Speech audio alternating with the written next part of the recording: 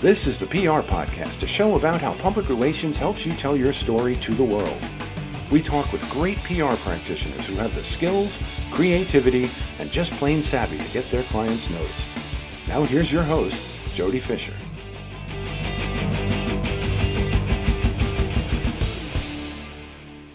Hey everyone, and welcome to the PR Podcast. I'm Jody Fisher. Thanks for joining us. So how was your week?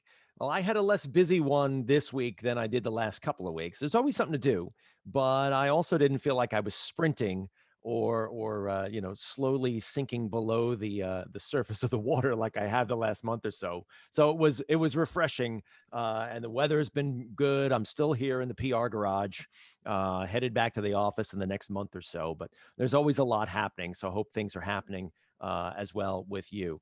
Also, keeping the social media pages updated for the PR Podcast. So make sure if you're listening and you haven't followed us there, Facebook, Twitter, Instagram, we're all there on each of those social media platforms. We also have the YouTube page where for now you can still just listen to episodes of the podcast. Hopefully that helps us out with people discovering the podcast and subscribing. But do check us out. Do share any of your ideas, ask questions, because we've said it a lot that the whole idea of this PR podcast is to share knowledge, to share information, to talk with the people who are involved in how news gets made, and to share your tips. I don't want to say your tricks, but your insights, your best practices. We put them all out there, and hopefully everybody can get just a little bit better in what we do. So we have another terrific guest this week. Let's get right into it. Tim Scheld is the news director at WCBS Newsradio 880 in New York City. He is a longtime broadcast journalist. He's traveled the world telling stories through the lens of the spoken word. He is also a New York Mets fan, hockey-playing political junkie, a dad and a husband, and a good friend. Tim, welcome to the PR Podcast. Hey, Jody. It's a pleasure to be with you. I'm sorry I'm not in the garage with you. Yeah, it's fun in the PR garage. It looks good. It looks good time. Yeah, it's a good time. Anytime I'm in the garage, Jody, though, I'm doing some work. So people have actually mistaken this for a Zoom background, and so I guess I'm doing all right. Yeah, seriously, I get to see it because I see some video and it looks good. Thank you. So, how is the news business, the all news radio business, doing, Tim? Yeah, I mean, great guns in terms of content. We are in an historic time in our lives, Jody. We haven't, we're both news junkies, news guys.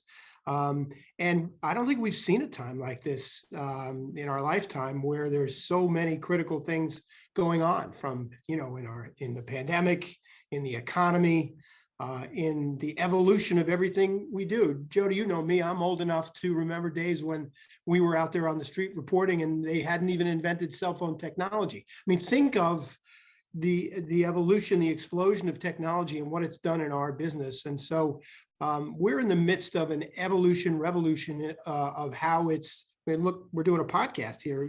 We weren't able to do that many years ago, or people certainly didn't pay attention.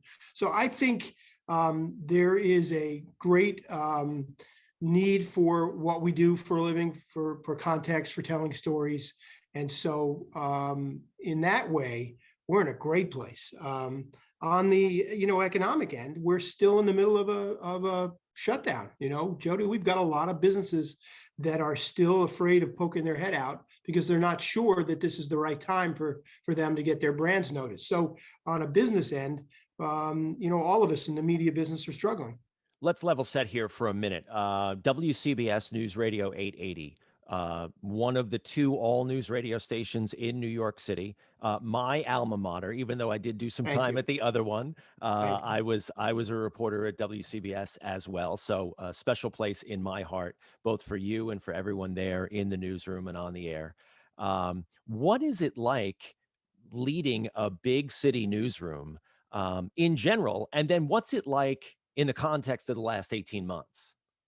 Yeah, two good questions. I mean, what's it like to lead in this place is it's a phenomenal experience and opportunity. The level of and the quality of people that work in a place like this, the Wayne Cabots and Steve Scotts and Paul Murnane and Joe Connolly and Marla Diamond and Peter Haskell. I mean, and those are the names.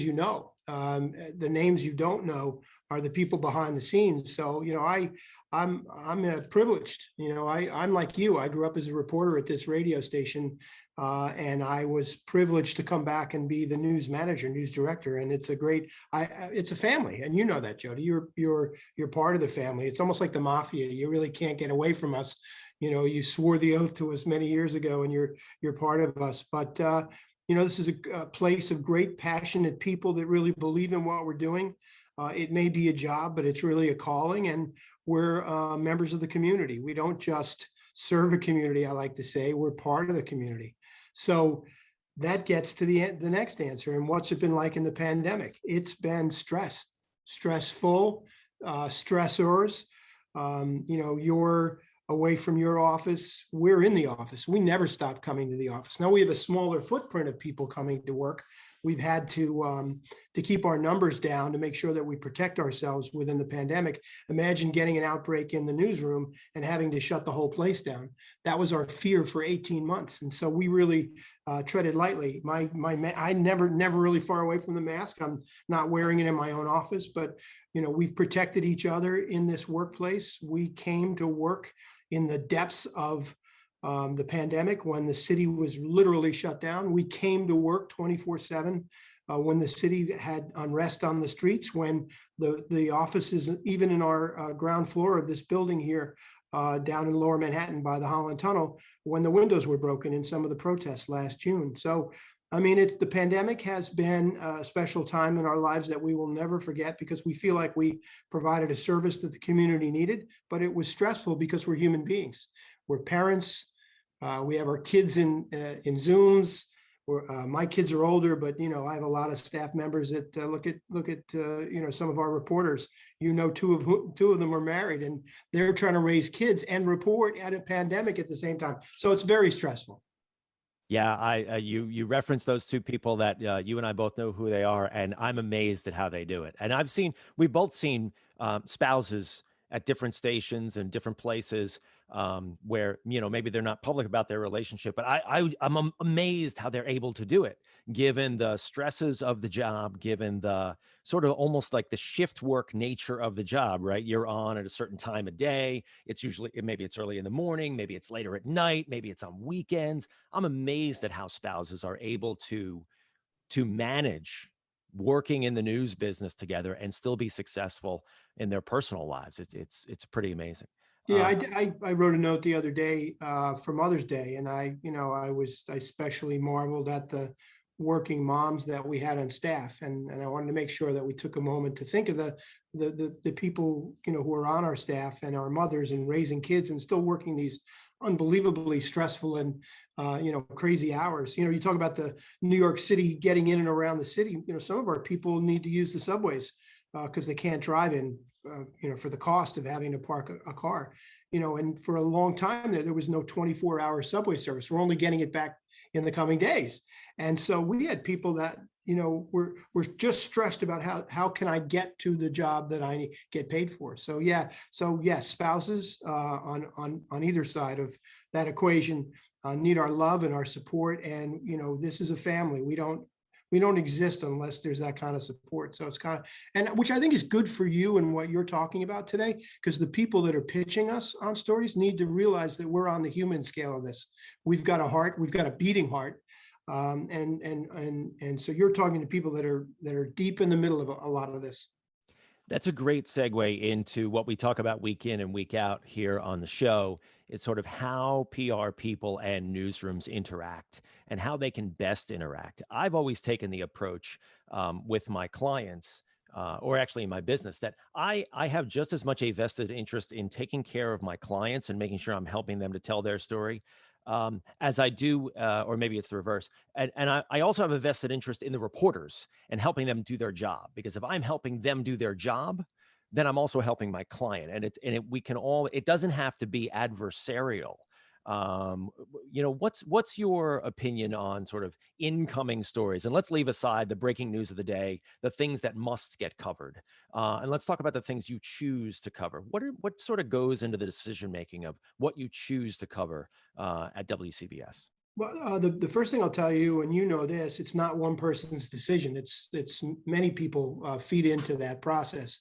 But many of us will have our ideas collide with each other. And if I see something good that comes across my desk, I will push it to a person that I think may be an expert in that area. Marla Diamond's a great example of someone who is a terrific reporter who, outside her day of news coverage, she's a morning drive reporter, loves to do things about kids, loves to do healthcare reporting. And so if I see a story that I know that she really will do well, both because she can handle the content, and the other part of it is she'll enjoy doing it because we enjoy discovery. On the reporting end, our people like to do good stories. It's usually, that's the thing you've really got to remember if you're in the PR business, is that we pick and choose stories that we like to do, both because they'll have an impact, they'll have relevance in our community, and we might enjoy talking to somebody that can enlighten us about something, and we can share it. The best thing about local radio, Jody, is as local news radio is, we think that if we do our jobs right, we're making people better prepared for their jobs, their worlds, so we're providing value. And if you are helping me get that value that I can share on my channels, that's when we both win. Yeah, that's what attracted me way back when I first got into radio, was that concept of sort of aggregating and sharing knowledge, right? Distributing the news of the day and making sure that the people who were out there on the other end of the radio were finding value in the information that I was bringing to them. That said, things happen fast in newsrooms, and things happen especially fast in radio newsrooms because radio is so nimble. Anywhere you can put a microphone, and these days it's a cell phone, you can have a report, right? It's different from, I'm not knocking anybody else, but it's very different from other mediums that take a degree of time to either get set up or to actually distribute the information. Tell me about what really gets your motor running about radio. I mean, why does radio occupy the space that it does in the news spectrum? Well, I mean, and I think I'm like you, Jody. I don't want to put you in this ballpark if you're not, but I'm going to guess you are. I got into the business because I was a big fan of music radio.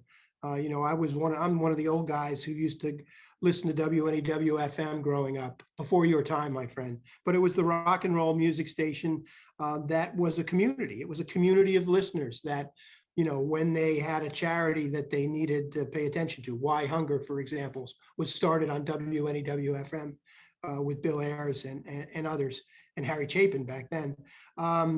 You felt connected to that local radio station because, the calendar, the personality calendars that they put out every Christmas and sold went to a charity. And so I think the attraction of local radio is that you're part of the community and that you contribute in some way. And so I think what turns us on about local radio, and remember, I left for 10 years to go work on network radio. I was a national correspondent for ABC News. And so I had a taste of both worlds, and I love that. But when you're on the network side, you almost get no contact with listeners. You very rarely hear someone that will pick up the phone and say, that was a great story, thank you. On the local side on radio, when Sophia Hall does a great story on Long Island that touches a heartstring and people want to donate to that cause, the emails fly in.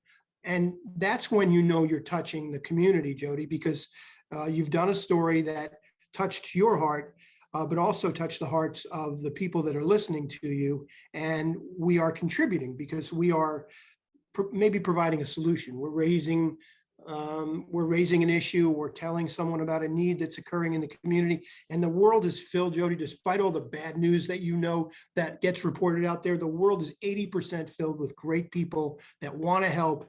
And those stories are out there. And so what good people do in your business is help be a conduit to those stories for us. And sometimes a company, shares in the glow of that story. Sometimes it's a charity. Sometimes it's just a great neighbor, right? Yeah, I have always gravitated in my public relations work to those clients that have those great stories to tell and helping them package those stories in a way that it makes sense to the media that I'm then going to try to tell those stories to. And in turn, they hope that they tell them to their audience, and sort of keeping that framework set up, that I'm not just speaking to a reporter when I'm pitching, I'm speaking to their audience. And why does this make sense to you? Because it makes sense for your audience. And it's not just the signal strength, or it's not just the audience. It's these I know that these types of people listen to your outlet, listen to your station, and this is going to make sense for you to do. But getting back to sort of the nimble nature of radio, and being able, I always loved being able to drive around in my car with and those days in my bag phone, right? And sort of reporting on the street. It's the same MO now, but there's a lot more that gets packed in the bag. I think there's a lot more that the reporter does out in the field in the course of the day, not just in addition to just delivering that report that ends up on the radio. What do reporters have to do in the course of a day? Yeah, so I mean, we will dry up and become dust and blow away if we don't become relevant to a younger audience. So when we're doing stories on multiple platforms. We're not a radio station per se. We're a news channel. We're a news channel delivered on the radio, delivered on an app, delivered digitally, promoted socially. So when we're out doing a story, we're getting a still picture to go for our social media, as you know. Maybe we're building a podcast out of a longer form interview that we did, and only a short portion of that gets put on the radio. So our reporters have to be really skilled at multiple things: video, audio, still pictures, interviewing skills, research skills, trying to find information that helps support the stories that they're doing. And I think the colleges are doing a pretty good job in terms of turning out these 5-tool type players that are now coming into play in our business. And so when when I speak to people in colleges, I say learn all of it, because if you're going to work for the New York Times or WCBS or Gothamist, you're going to need to know how to tell the story in audio, in video, and get us a still picture and do social media and do it all. Are there pieces of content like that, whether it's a video or a picture or whatever, that sort of put a pitched story up over the top? Like, okay, we've got a great story and we've got this great visual that will work well on our social channels. Does any of that ever go into your thinking about what to cover? Yeah, I mean, look, we're in the business of being noticed. So if we pick a story that's got a great picture or a great video, you'll see that get displayed in a more prominent way. Great example of a story that caught fire because of social media was the young African-American girl out at the Black Lives Matter protests on Long Island last summer, and where one of the local journalists, and I forget who it was, and forgive me for not remembering, but it was one of the TV journalists out there that took a social media video of her, saying Black Lives Matter, and she was probably 10 years old, and she was just it was really pretty, a beautiful girl, really passionate at a young age, and she became a star. She was interviewed on every network that I saw. We talked to her on our radio station, and it was it wasn't necessarily a PR pitch, but it was a story that took notice because you could not ignore the video. It was something you felt the love and the passion, and you felt for a young, African-American girl who was growing up with all this confusion around her about why she's different than you and I. Reporters, and I'm specifically thinking of the field reporters, are probably churning out how many stories a day? Could be 2, could be 5. You're working on something in advance, maybe in addition to covering what's breaking. I mean, what's the day of the reporter look like? Yeah, certainly more than one, and in many cases 3 or 4. Some of them, as you know, and I'm glad you brought it up because it was something that I thought that it would be worthwhile mentioning. Many of the pitches we get are not necessarily news of the day. So it might be a story that we do after our drive time assignments. So if you've got a reporter that works in the morning, after 9 a.m., we cut them loose and let them do stories that can be played on next days, next weeks. And so reporters are generally probably dealing with, 4 or 5 different things at a time, and managing their time. And some of them are doing podcasts, and some of them are doing, 9/11, special series that we're working on for the back end of the year. So yeah, we're multitaskers. We're multitaskers both on a planning level and on a reporter level. Does that help you if a PR person like me pitches you a story and says, hey, this is either gives you time saying this is happening next Tuesday or whatever, or hey, this might be something good for you to do for the weekend? Do you like those kinds of suggestions? Yes, the most important thing that I think works in a relationship between public relations people and media and reporters is to understand the workflow of the reporter, and to also understand how stories come out and the needs of a reporter. So sometimes if I get a pitch, somebody says to me, hey, this looks like a great weekend story for you, or hey, I know Mondays are generally slow. I got a good story coming up next Monday. Or hey, I know the subways are opening up 24-hour service on Monday. I got a good story about this guy that has not been able to commute to his company. I'm just making it up, but your ability to understand our mindset makes you much more valuable in our world. And does it go to an individual reporter? Does it go to the desk? Is there an editor that serves as a clearinghouse?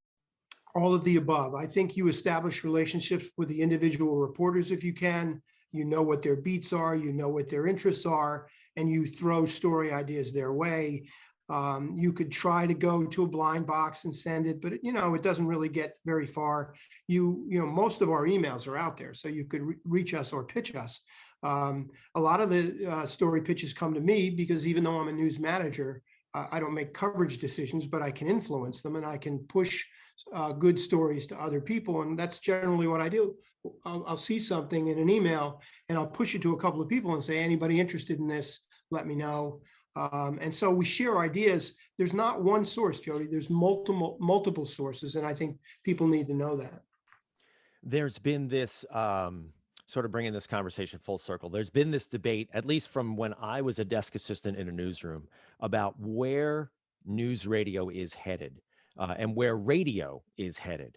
And there have been detractors that say, radio, I remember one reporter jokingly telling me radio is dying. This is back in like 1993. And I think radio is anything but dying. In fact, I think the spoken word, again, is probably the most nimble of them all, because it can be anywhere where your ears are, which is everywhere. But where do you think news radio is headed? We talked a little bit about sort of being the multitasker, not just the radio product, but the social media product, the video product. What do you see in the immediate or far future of news radio? Well, I think there's no question that audio is sort of the flavor of the decade, if you will. Everything from the daily podcast from the New York Times to any one of the popular news. Axios does a series. There's a million different news series. So what we do for a living is being reinvented by others who wanted to get a little piece of the action. The future is bright. The issue for us is really going to be, how do we get our fair share of the audience that is obviously out there looking for this content. And so part of that evolution, Jody, is being able to offer longer form, more context reporting by using platforms like audio on demand. I mean, we're really good at audio on demand. So Steve Scott this week did an interview with historian John Meacham on his new podcast, Fate of Fact. And we did a 13 or 14 minute interview that we put up on our audio on demand channels, and that's getting thousands of listens. And we only used, a couple of 2-minute snippets. Our future is being able to give people multiple platforms of content in multiple varieties. So we've got to be everywhere, but we've got to be part of the conversation with the younger generation, because I don't think, AM radio, I mean, your kids, I'm not sure that they even know what AM radio is. My kids do, only because I annoy them with it, but we've got to be nimble, and we've got to be thinking, how are we going to make ourselves available? And the last thing I'll say to you, Jody, is the way we make ourselves relevant is to continue to tell relevant stories.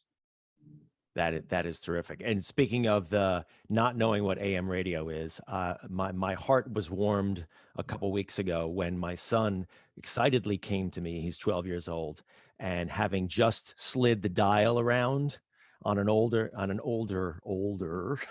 radio, he's like, "Dad, there's static in between the stations. Listen to it." I was like, "Yeah, that's it. That's how you know it's alive." That's where the Yankees and Mets play, Jody, on AM radio.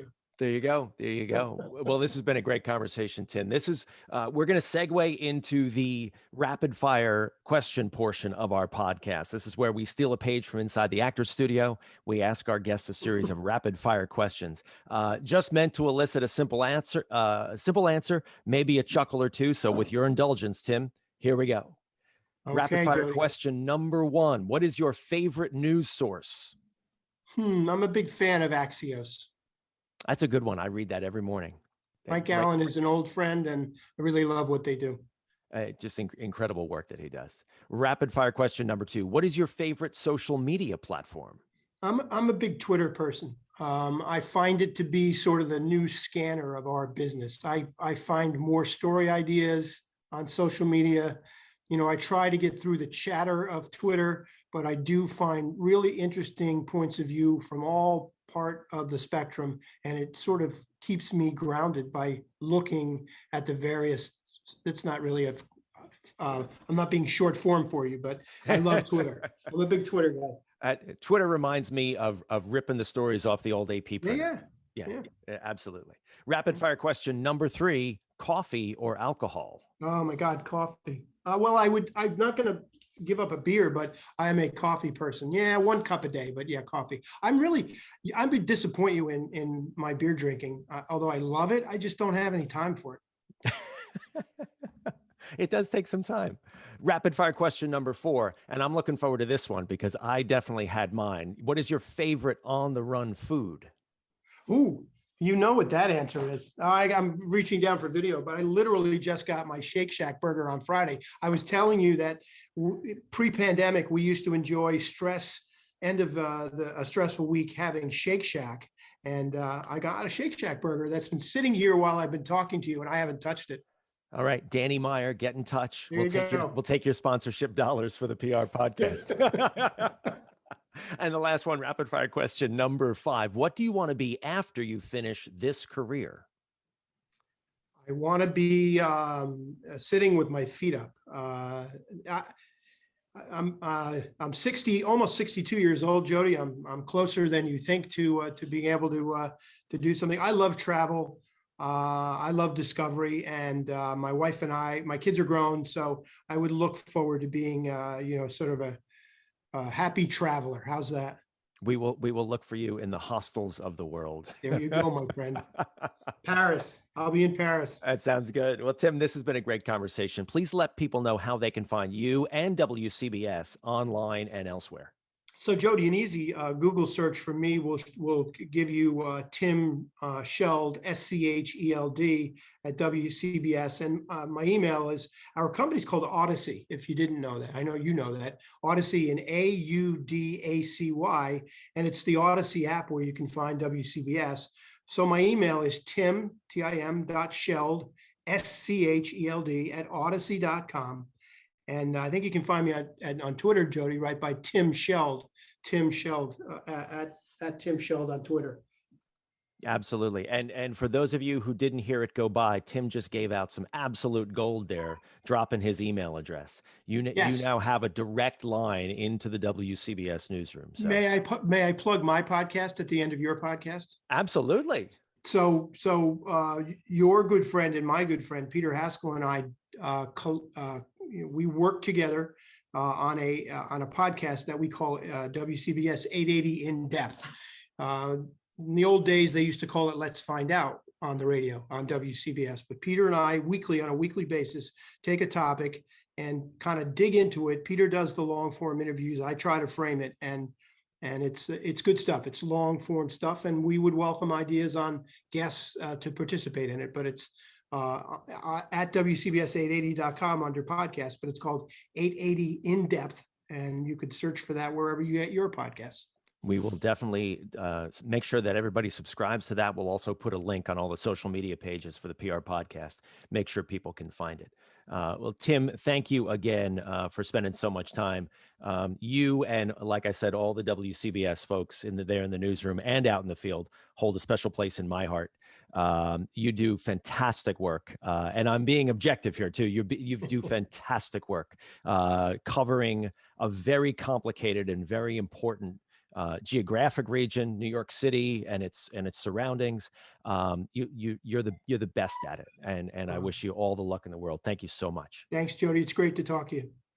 And thank you everyone for listening. Please remember to subscribe to our show. Connect with us on Facebook, Twitter, and Instagram at The PR Podcast. Send us a question or a comment.